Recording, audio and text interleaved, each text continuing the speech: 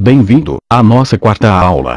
Na aula anterior, vimos a aplicação do método de injeção de alta corrente para a medição de resistência de aterramento. Nesta aula vamos aprender sobre tensões de passo e toque conforme o item 7 da norma NBR 15749. Dividimos a aula de hoje em 3 partes. Primeiro, vamos definir os conceitos do que são tensões de passo e de toque. Segundo, veremos como realizar as medições de tensão de passo e de toque. Terceiro, veremos informações importantes sobre a escolha da fonte de corrente para as medições. Na conclusão, considerações finais para medições em subestações.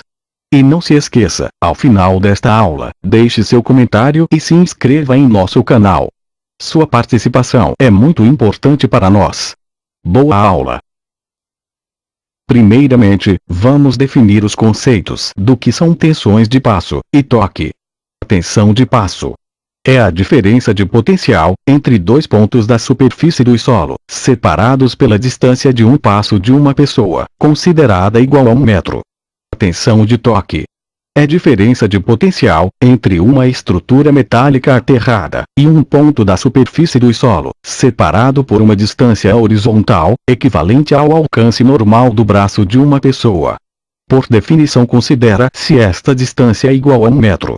Quando da ocorrência de uma falta para terra numa instalação, as correntes dispersas pelo sistema de aterramento provocam o surgimento de diferenças de potencial. Entre elas podemos citar a. Pontos de potencial da superfície do solo, que provocam tensões de passo. B. Diferença de potencial entre partes metálicas aterradas da instalação e o solo, que provocam tensão de toque. Este pode ser o caso de estruturas ou suportes, carcaças de equipamentos e outros. C. Circuitos, que de alguma forma estejam ligados ao sistema de aterramento, e pontos distantes da superfície do solo, ou outros sistemas de aterramento, afastados por potencial transferido, de modo geral. Este é o caso dos circuitos de controle e comunicação, cabos para raios, blindagem de cabos de potência e outros.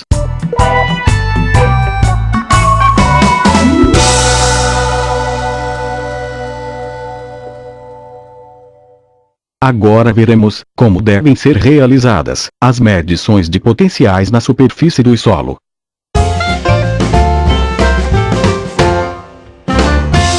É aconselhável que o levantamento dos perfis de potenciais na superfície do solo e das tensões de toque e passo seja realizado com injeção de alta corrente. Para a medição de tensões de passo e de toque em determinados locais, como casas, edificações simples e locais onde não há suspeita de fortes correntes parasitas, também se pode introduzir a medição com termômetro comum, deixando para o fabricante a instrução para a medição. Nas medições de potenciais na superfície do solo, devem ser utilizados voltímetro e amperímetro, ou um instrumento dedicado, que cumpra com as seguintes condições, conforme descritas no item 7.2, da norma NBR 15749.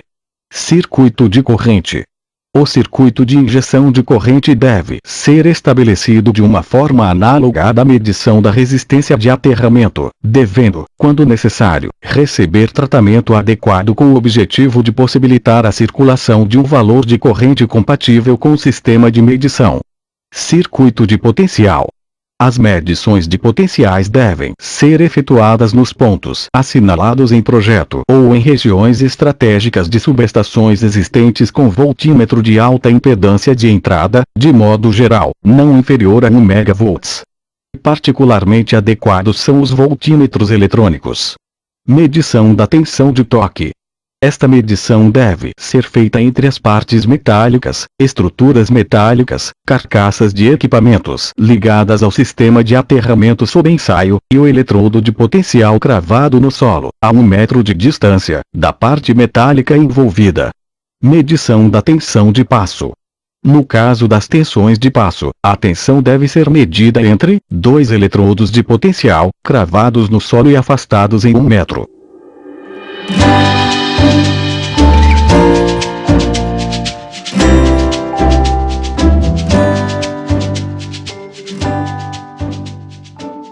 Fonte de injeção de corrente. A fonte de injeção de corrente deve ter potência e tensão adequadas, para fornecer corrente suficientemente elevada, de modo a reduzir os erros nas medições, devido às correntes da interferência que normalmente circulam no solo. A fonte pode ser um grupo motor gerador ou um transformador isolador, abaixador ou não, ligado a uma rede primária ou secundária de distribuição que passe nas proximidades do sistema de aterramento sob ensaio. No anexo A, da norma NBR 15749, apresenta-se um exemplo ilustrativo de montagem, utilizando-se um transformador com chave reversora, cuja finalidade é inverter a corrente injetada, eliminando-se, através de cálculos, o efeito das correntes da interferência, método síncrono à frequência industrial. É recomendável que se utilize uma fonte de alimentação com tensão de saída ajustável. O anexo B, da norma NBR 15749, apresenta uma alternativa para se elevar a corrente injetada, reduzindo-se a impedância do circuito de corrente através de compensação capacitiva. O anexo D, da norma NBR 15749, apresenta alguns métodos aplicáveis, no caso das correntes da interferência serem significativas em relação à corrente injetada no ensaio.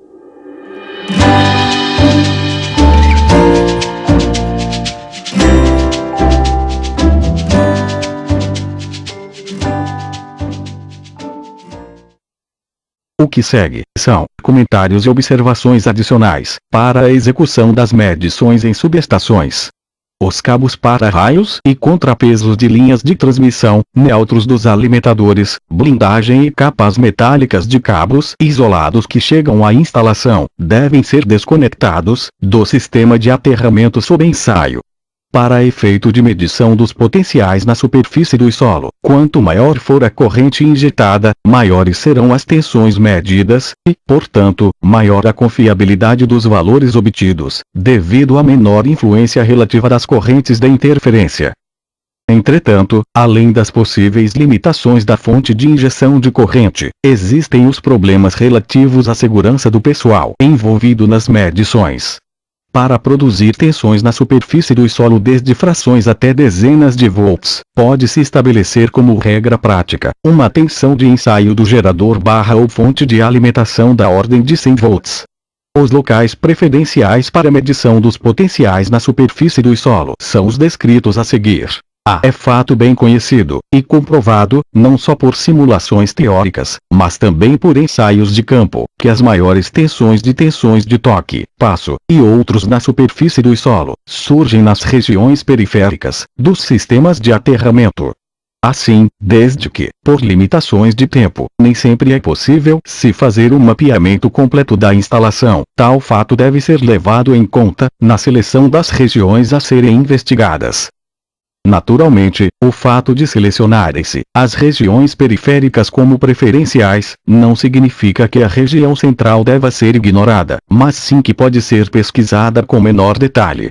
Nota: no caso de sistemas de aterramento projetados com técnicas de espaçamento não uniforme, onde a densidade de condutores é muito maior na periferia do que no centro, a região central deve também ser investigada com rigor, tendo em vista a possibilidade de se encontrar tensões significativas nesta região.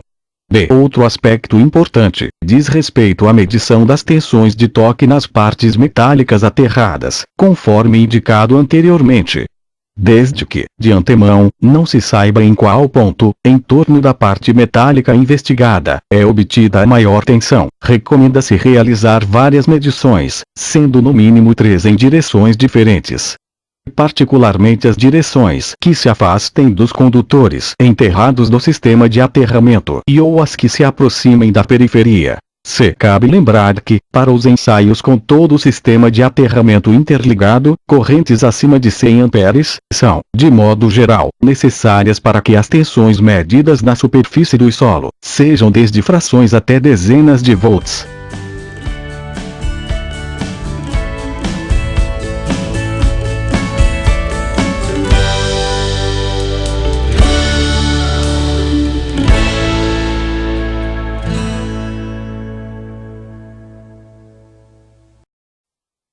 Hoje, vimos pontos importantes sobre tensão, passo e de toque. Na próxima aula, aprenderemos a como tratar valores medidos e a calcular os valores reais de tensão de toque e passo. Deixe seu comentário e se inscreva em nosso canal. Contamos com sua participação. Até mais e obrigado.